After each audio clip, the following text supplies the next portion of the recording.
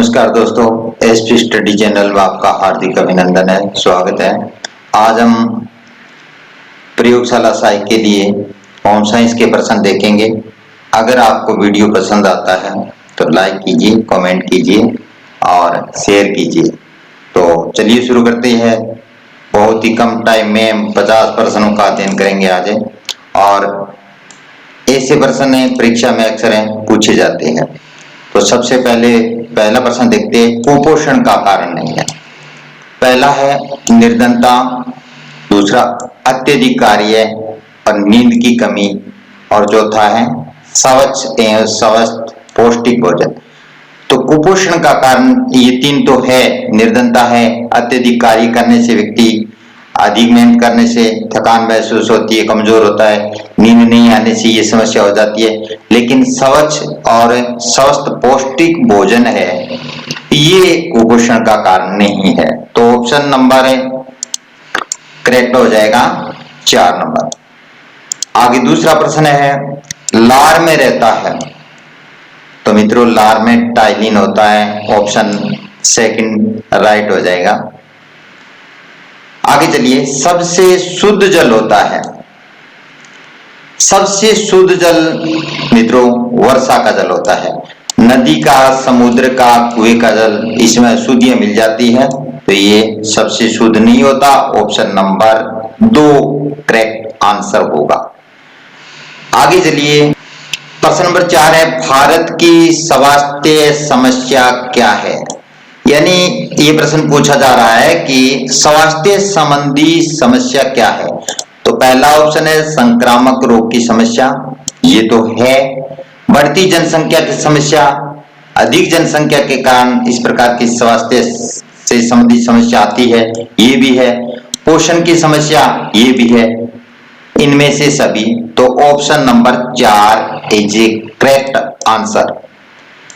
प्रश्न नंबर 5 की बात करें, मानव शरीर में शक्ति प्रदान करता है। मानव शरीर में शक्ति प्रदान करता है, इसका राइट आंसर हो जाएगा carbohydrate. Carbohydrate, option number 2 is correct. प्रश्न संख्या 6 देखते हैं, नगरों में पानी प्राप्त करने का स्रोत है। तो कुआं, वाटर वर्क्स, हैंडपंप, ट्यूबवेल, तो दूसरा सही होगा, वाटर वर्क्स। प्रश्न संख्या 7 देखते, भोजन को छूने से पूर्व एवं पश्चात हाथ धोने चाहिए। क्या पूछा जा रहा है कि भोजन को छूने से पहले और बाद में हाथ धोनी चाहिए। तो मित्रों, हम सबको पता है ये साबुन से अच्छी प्रकार से हाथ धोने चाहिए। Option number 3 is correct. प्रश्न संख्या 8 है, राष्ट्रीय पोषण संस्थान की स्थापना कब हुई थी। क्या पूछा जा रहा है, राष्ट्रीय पोषण संस्थान की स्थापना कब हुई थी। तो पहला ऑप्शन है इसमें 1961 पटना में, 1959 हैदराबाद में, 1955 कोलकाता में और 1959 लखनऊ में। तो ऑप्शन नंबर 4 राइट होगा, 1959 में लखनऊ में हुई थी। आगे चलिए, भोजन दूषित नहीं होता। अब देखिए, भोजन दूषित नहीं होता, बैक्टीरिया द्वारा होता है, फफूंदी द्वारा भी होता है, खमीर द्वारा भी होता है। भोजन तैयार करने में स्वच्छता, यानी भोजन तैयार करने में सफाई रखते हैं, तो इससे भोजन दूषित नहीं होता है। ऑप्शन इज करेक्ट है, नंबर हो जाएगा 4, भोजन तैयार करने में स्वच्छता द्वारा। खाद्य और कृषि संगठन की स्थापना की गई, तो ये 1945 ईस्वी में की गई थी, 1945 ईस्वी में। ऑप्शन इज करेक्ट है, फर्स्ट नंबर हो जाएगा। टमाटर, हरी सब्जियां, आंवला, नींबू, नारंगी, गाजर, प्याज, अमरूद, अंगूर, अनानास, बंद गोभी, हरी मिर्च, सलजम, अंकुरित अनाज आदि में पाया जाता है। तो इसमें पाया जाता है विटामिन सी। पहला ऑप्शन सी हो जाएगा, विटामिन 3 लिखा है, विटामिन सी हो जाएगा। Vitamin C. चलिए आगे चलिए। फलों एवं सब्जियों के पकने की क्रिया के लिए निम्न में से कौन जिम्मेदार है? फलों एवं सब्जियों के पकने की क्रिया के लिए निम्न में से कौन जिम्मेदार है? तो पहला फफूंदी, खमीर, जीवाणु, एंजाइम। तो राइट आंसर होगा 4 नंबर एंजाइम। चौथा सही हो जाएगा। ऊर्जा उत्पन्न करने वाले पोषक तत्व है, ऊर्जा उत्पन्न करने वाले, ये प्रश्न पूछा जा रहा है। ऊर्जा उत्पन्न करने वाले पोषक तत्व है, कार्बोहाइड्रेट है 1 number, first number is correct. सर्वाधिक ऊर्जा उत्पादक आहार है, सर्वाधिक ऊर्जा उत्पादक आहार है। पहला दिया गया है अनाज, दालें, सब्जियां और फल। तो मित्रों पहला हो जाएगा, फर्स्ट ऑप्शन इज करेक्ट है, अनाज हो जाएगा। आगे 15वां प्रश्न है, निम्न में कौन शरीर की आधारशिला कहलाता है? थोड़ी मिस प्रिंटिंग है, समझ आएंगे। निम्न में कौन शरीर की आधारशिला कहलाता है? तो पहला ऑप्शन है कार्बोहाइड्रेट, प्रोटीन, विटामिन, खनिज लवण। सेकंड नंबर इज करेक्ट है, option number second protein, right answer हो जाएगा। भोज्य पदार्थों का प्रमुख अव्यय कौन नहीं है? भोज्य पदार्थों का प्रमुख अव्यय कौन नहीं है? पहला है प्रोटीन, दूसरा विटामिन, वायु और फोर्थ नंबर है कार्बोज एवं खनिज लवण। तो राइट आंसर हो जाएगा ऑप्शन नंबर 3 वायु, वायु नहीं है इसमें। बाकी प्रोटीन है, विटामिन और कार्बोज खनिज लवण है। शरीर में कुल वजन का कितना प्रतिशत भाग जल होता है? क्या पूछा जा रहा है? शरीर में कुल वजन का कितना प्रतिशत भाग है जल होता है? तो पहला ऑप्शन 50 से 60%, 60 से 70 है और 70 से 75% है और 80%। तो सेकंड नंबर है ऑप्शन करेक्ट हो जाएगा, 60 से 70%। 18वां प्रश्न है, स्वच्छ जल होता है, रंगहीन, रंगहीन किसी प्रकार का कोई रंग नहीं होता, ठीक है, गंधहीन, ये भी ठीक है, कीटाणु रहित, उपरोक्त सभी। तो मित्रों इसका राइट आंसर हो जाएगा फोर्थ नंबर इज राइट, उपरोक्त सभी हो जाएगा, रंगीन भी होगा, गंधहीन और कीटाणु रहित। आगे चलते हैं, चलिए आगे चलिए।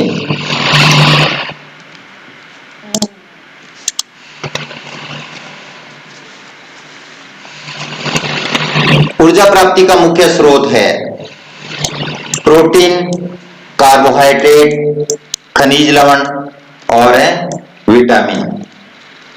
तो पहला ऑप्शन हो जाएगा प्रोटीन, ऊर्जा प्राप्ति का मुख्य स्रोत है प्रोटीन है। इसके बाद में 20वां प्रश्न देखते हैं, अत्यधिक वसा होने की अवस्था कहलाती है, अत्यधिक वसा होने की अवस्था कहलाती है। पहला दुबलापन, मधुमेह, जवर और मोटापा। तो चौथा नंबर हो जाएगा मोटापा। अत्यधिक वसा होने से क्या होगा? मोटापा ज्यादा हो जाता है। तो ऑप्शन नंबर है 4 इज करेक्ट।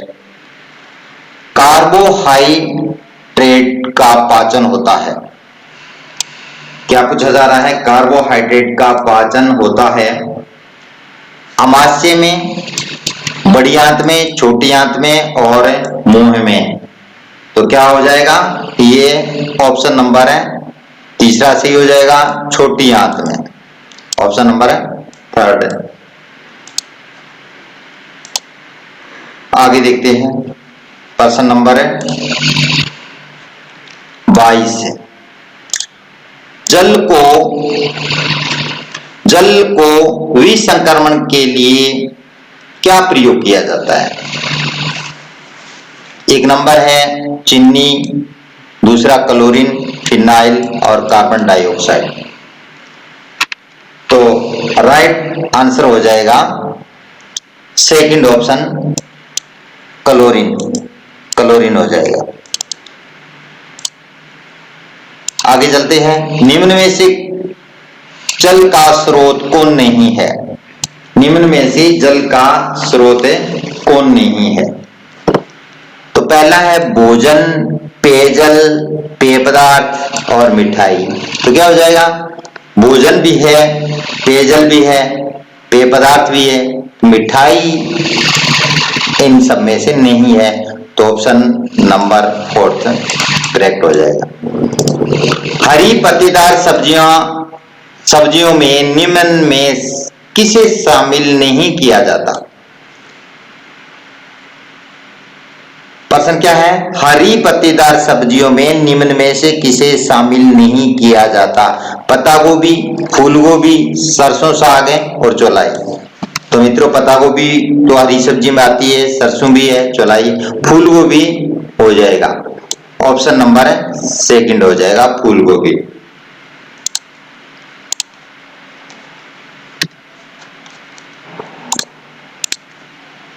शरीर का निर्माण करने वाले तत्व है, शरीर का निर्माण करने वाले तत्व है।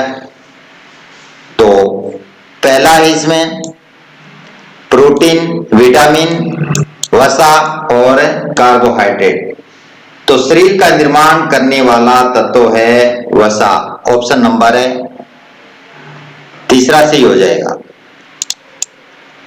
आगे चलते हैं। प्रश्न संख्या है 26। प्रोटीन का सर्वोत्तम स्रोत है मांस, मछली, अंडा।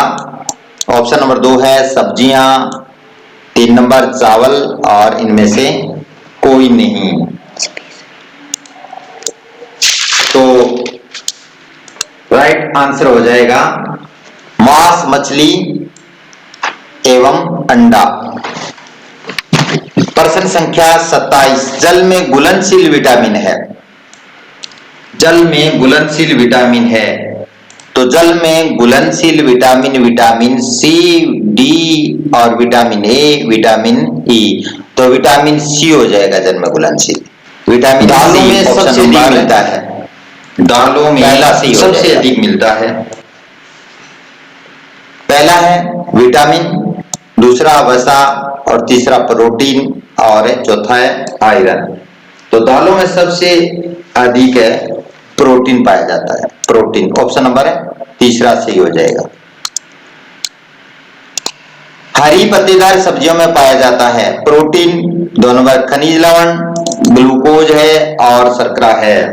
तो हरी पत्तेदार सब्जियों में खनिज लवण पाया जाता है। Option number 2 is correct. 30वां प्रश्न देखते हैं। मांस, मछली तथा अंडा में कौन से पोषक तत्व प्राप्त होते हैं? मांस, मछली तथा अंडा में कौन से पोषक तत्व प्राप्त होते हैं? तो वसा, जल, खनिज लवण। ऑप्शन नंबर 4 सही हो जाएगा प्रोटीन। क्या हो जाएगा? चौथा प्रोटीन वाला हो जाएगा। आगे देखते हैं प्रश्न संख्या 31। निम्न में से कौन सही नहीं है? मल मूत्र पानी में घुलनशील होता है, जल भोजन को संतुलित करता है, निर्जलीकरण घातक हो सकता है, जल की प्राप्ति भोजन से होती है। तो ये सही नहीं है। प्रश्न संख्या 31 का ऑप्शन नंबर 4 इज करेक्ट। जल की प्राप्ति भोजन से होती है, ये सही नहीं है। आगे वाला प्रश्न है थकान महसूस होने का कारण है शरीर में। ऑप्शन पहला कहता है रक्त की कमी, दूसरा है पित्त की कमी और तीसरा है ऑक्सीजन की कमी और कैलोरी की कमी। तो इसमें हो जाएगा कैलोरी की कमी। ऑप्शन नंबर 4 इज करेक्ट है, थकान महसूस होने का कारण। आगे वाला प्रश्न है संतुलित आहार ने ग्रहण करने से क्या होता है? संतुलित आहार ग्रहण करने से क्या प्रभाव पड़ता है? मिसप्रिंटिंग है थोड़ी। संतुलित आहार ग्रहण करने से क्या प्रभाव पड़ता है? शारीरिक शक्ति कम होना, भार में कमी, कमजोरी या उपयुक्त सभी। ये प्रश्न क्या पूछा जा रहा है? संतुलित आहार ग्रहण करने से क्या होता है? ग्रहण करने से क्या होता है? प्रश्न थोड़ा गलत है। संतुलित आहार ग्रहण नहीं करने से क्या होता है, ये प्रश्न है। संतुलित आहार ग्रहण नहीं करने से क्या प्रभाव पड़ता है? तो शारीरिक कमी भी होगी, भार में कमी होगी, कमजोरी होगी, तो उपरोक्त सभी हो जाएगा। ऑप्शन नंबर है 4 इज करेक्ट। आगे वाला प्रश्न है, विटामिन बी की कमी से बच्चों को कौन सा रोग होता है? विटामिन बी, ये सेकंड लिखा है, विटामिन बी। विटामिन बी की कमी से बच्चों को कौन सा रोग होता है? सकरवी, रातौंदी, 3 नंबर है एनीमिया और 4 नंबर है बेरी। तो इसमें 4th नंबर इज करेक्ट है, बेरी रोग होगा। नेक्स्ट है, विटामिन डी की कमी से कौन सी बीमारी होती है? विटामिन डी की कमी से बेरी, 2 नंबर सकरवी, 3 नंबर रिकेट्स और 4 नंबर अंधापन। तो विटामिन डी की कमी से रिकेट्स, हड्डियों की समस्या हो जाएगी। Option number is 3rd correct हो जाएगा, 3rd नंबर। आगे वाला प्रश्न है, निम्नलिखित में से कौन सा पोषणहीनता से संबंधित रोग है? ऑप्शन नंबर पहला है इन्फ्लुएंजा, 2 नंबर है ब्रोंकाइटिस, 3 एनीमिया और 4 नंबर है मलेरिया। तो इसमें हो जाएगा तीसरा ऑप्शन सही होगा, एनीमिया। आगे वाला प्रश्न है, वानस्पतिक प्रोटीन का उत्तम साधन होता है। वानस्पतिक प्रोटीन का उत्तम साधन है सोयाबीन, चुकंदर, मूंगफली और नींबू। तो ऑप्शन नंबर पहला सही हो जाएगा, वानस्पतिक प्रोटीन का उत्तम, सोयाबीन में भरपूर प्रोटीन पाया जाता है, पहला ऑप्शन सही हो जाएगा सोयाबीन। आगे वाला प्रश्न है, प्रोटीन की कमी से बच्चों में कौन सा रोग होता है? प्रोटीन की कमी से बच्चों में कौन सा रोग होता है? अंधापन, कवासियरकर, रिकेट्स और पोलियो। तो इस प्रश्न का राइट आंसर हो जाएगा दूसरा, कवासियरकर। ऑप्शन नंबर है 2nd इज करेक्ट है। भोजन में आयोडीन की कमी से कौन सी बीमारी हो जाती है? भोजन में आयोडीन की कमी से कौन सी बीमारी हो जाती है? पहला ऑप्शन है स्क्रवी, दूसरा है घेंगा रोग, तीसरा रतौंदी और 4 नंबर है रिकेट्स। तो 2 नंबर ऑप्शन सही हो जाएगा, घेंगा रोग। भोजन में आयोडीन की कमी से घेंगा रोग, गलगंड रोग हो जाता है। 40वां प्रश्न देखते हैं, कार्बोहाइड्रेट का सबसे सरल रूप होता है। पहला ऑप्शन एमिनो एसिड, दूसरा है ग्लूकोज, तीसरा आवासीय अम्ल और इनमें से कोई नहीं।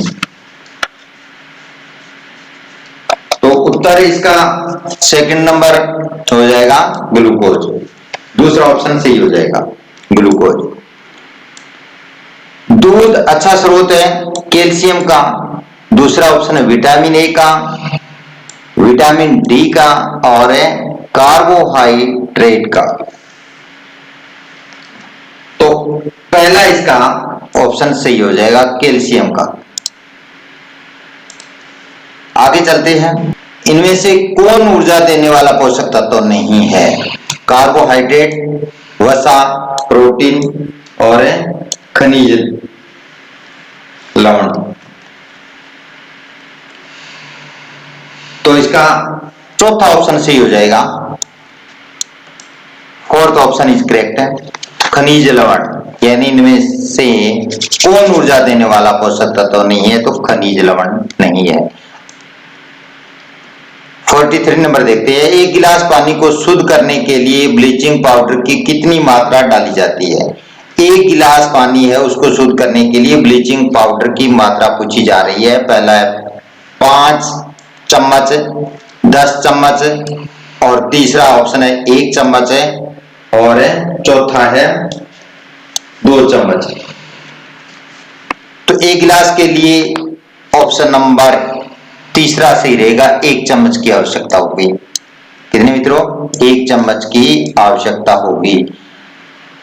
ज्यादा ऊष्मा और शक्ति प्रदान करने वाला पदार्थ है, ज्यादा ऊष्मा और शक्ति प्रदान करने वाला पदार्थ है वसा है, कार्बोहाइड्रेट है, प्रोटीन है और कैल्शियम है। तो पहला ऑप्शन सही हो जाएगा वसा, ज्यादा ऊष्मा और शक्ति प्रदान करने वाला वसा है।